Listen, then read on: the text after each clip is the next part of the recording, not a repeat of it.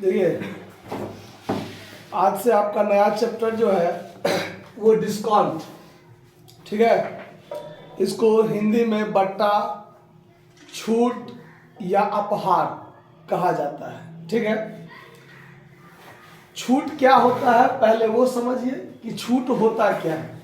आप कभी भी दुकान पर जाते हैं, दुकानदार आपको एक दाम बताता है और कहता है कि हम आपको इतना प्रतिशत क्या कर देंगे, छोड़ देंगे, ठीक है। वही छोड़ना क्या कहलाता है, छूट कहलाता है। क्या कहलाता है?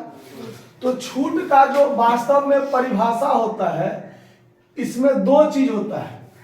एक होता है बिक्री क्षमता बढ़ाने के लिए, बिक्री क्षमता बढ़ाने के लिए, और एक होता है नगद भुगतान तुरंत पाने के लिए, तुरंत पाने के लिए, ठीक है। यानी छूट की परिभाषा जब आप दीजिएगा तो आप कहिएगा एक व्यापारी के द्वारा अपने बिक्री क्षमता को बढ़ाने के लिए या नगद भुगतान तुरंत पाने के लिए जो राशि ग्राहकों को छोड़ दी जाती है वही राशि छूट कहलाता है। दो बातें हुआ, व्यापारी के द्वारा अपना बिक्री क्षमता को बढ़ाने के लिए या तुरंत में नगद पाने के लिए, मतलब आप ग्राहकों से तुरंत में वो नगद प्राप्त करना चाहता है तो वो अपने तरफ से कुछ राशि छोड़ देता है ग्राहकों को, वही छोड़ना क्या कहलाता है, छूट कहलाता है। आया बात समझ में? तो दो बातें, एक बात है बिक्री क्षमता बढ़ाने के लिए और एक नगद भुगतान पाने के लिए। तो दो तरीका हुआ छूट का, हुआ ना। तो छूट देने का जो दो तरीका होता है, उस तरीका में एक तरीका होता है ट्रेड डिस्काउंट। क्या होता है?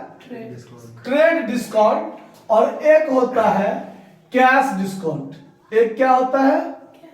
Cash discount. समझ में आया बात? यानी बिक्री क्षमता को बढ़ाने के लिए जो राशि छोड़ देते हैं, बिक्री क्षमता बढ़ाने के लिए जो राशि छोड़ देते हैं उसे हम व्यापारिक छूट कहते हैं, और ग्राहकों से तुरंत भुगतान पाने के लिए जो राशि छोड़ देते हैं वह क्या कहलाता है? कैश डिस्काउंट कहलाता है। समझ में आ रहा बात? तो अब ध्यान दीजिए, जब आप कभी दुकान पर जाते हैं तो दुकान सब पर लगा लिखा रहता है बम्पर धमाका छूट 20%, 30%, 50%, इस टाइप से। तो वो जो 20%, 30% जो आमतौर पर लिखा रहता है वो रहता है आपका ट्रेड डिस्काउंट, ताकि एक व्यापारी को अपना बिक्री क्षमता क्या करना रहता है, बढ़ाना रहता है, और ग्राहकों को लुभाने के लिए वो देता है बम्पर धमाका छूट 20%, 30%, मतलब छूट है। आया बात समझ में? और एक होता है नगद छूट, यानी जब आप खरीदिएगा, और खरीद जो बिक्री जो होता है वो नगद भी होता है, उधार बिक्री भी होता है। अगर आप उधार खरीदिए चाहे नगद खरीदिए, यानी अगर मान लीजिए मैं व्यापारी हूं तो मैं बेचूंगा, तो मैं नगद बेचूं चाहे उधार बेचूं, ये छूट सबको देंगे। ट्रेड डिस्काउंट सबको दिया जाएगा, लेकिन कैश डिस्काउंट सिर्फ नगद बिक्री पर दी जाएगी। मैंने हम नगद बेच, अगर मान लीजिए मैं दुकानदार हूं, मैं आपको माल बेच रहा हूं, अगर आप नगद खरीदने आइएगा या कोई उधारी खरीदने आएगा तो हम दोनों को देंगे ये छूट। लेकिन जो आदमी नगद भुगतान तुरंत करेगा, तुरंत में कैश पेमेंट करेगा हमको, उसको हम कैश डिस्काउंट भी अलग से दे सकते हैं या देंगे, और जो उधार हमसे खरीदेगा उसको हम सिर्फ व्यापारिक छूट देंगे, नगद छूट उसको नहीं देंगे। आया बात समझ में? कहीं कोई दिक्कत इस बात को समझने में? नहीं ना। तो कहने का मतलब, कॉमर्स में जब डबल एंट्री सिस्टम के अंतर्गत जब आप लोग लेखा करते होइएगा, 11वीं में आप पढ़े होइएगा कि व्यापारिक छूट का एंट्री नहीं, ये दाम घटता है मगर एंट्री नहीं होता है, लेकिन कैश छूट का एंट्री होता है, दाम भी घटता है और एंट्री भी होता है। आया बात समझ में? अब देखिए, जब आप बट्टा चैप्टर पढ़ रहे हैं पार्ट 1 में, तो उसमें आप ध्यान दीजिए, व्यापारिक छूट का जो छूट होगा ये वस्तु के अंकित मूल्य पर दिया जाएगा। किस मूल्य पर दिया जाएगा? व्यापारिक छूट हमेशा अंकित मूल्य पर दी जाएगी। किस मूल्य पर? अंकित मूल्य पर।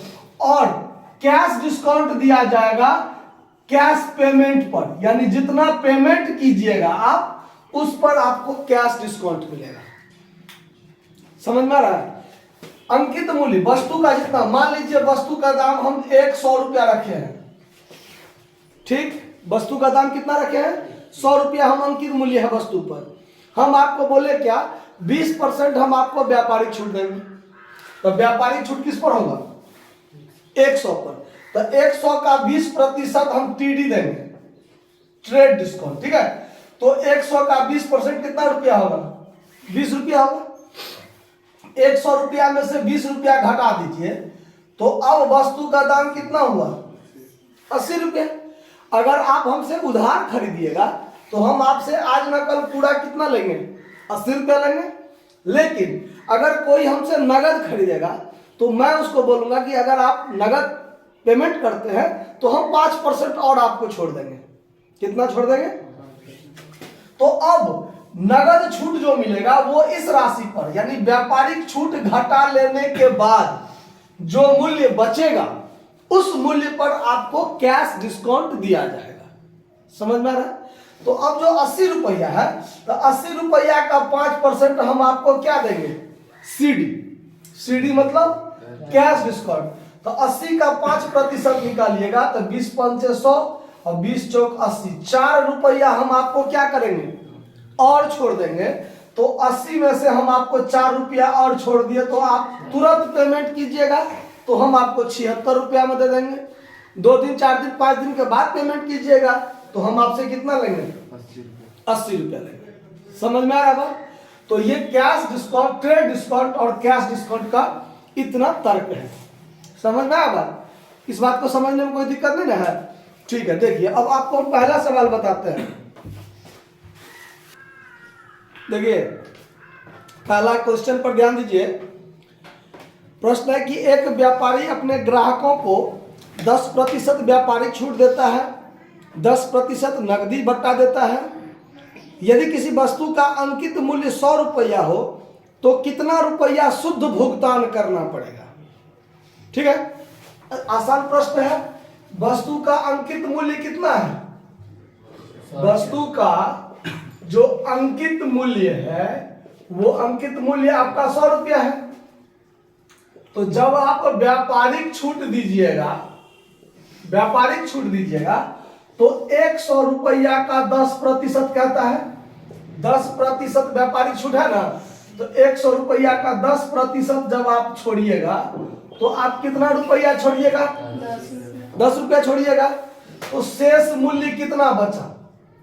अब शेष मूल्य 100 में से 10 घट गया, 90 रुपया बचा। अब आप नगद खरीदते हैं तो जब आप हमको 90 रुपया देने लगिएगा तो हम फिर आपको 10% छोड़ देंगे। अगर आप उधारी खरीदिएगा तो हम आपसे पूरा 90 रुपया लेंगे। सवाल में तो बोल दिया है कि 10% नगदी बट्टा भी दिया जाता है।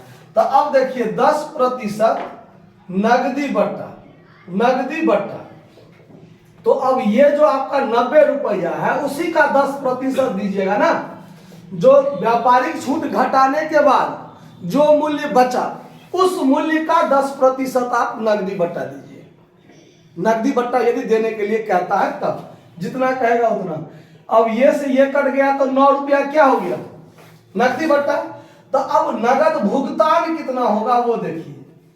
नगद भुगतान जो होगा वो 90 रुपया में से 9 रुपया तो फिर हम छोड़ दिए, तो अब आप हमको कितना शुद्ध भुगतान कितना कीजिएगा 81 रुपया कीजिएगा ना। आया बात समझ में? तो चलिए इसको नोट कर लीजिए, ये सवाल हो गया।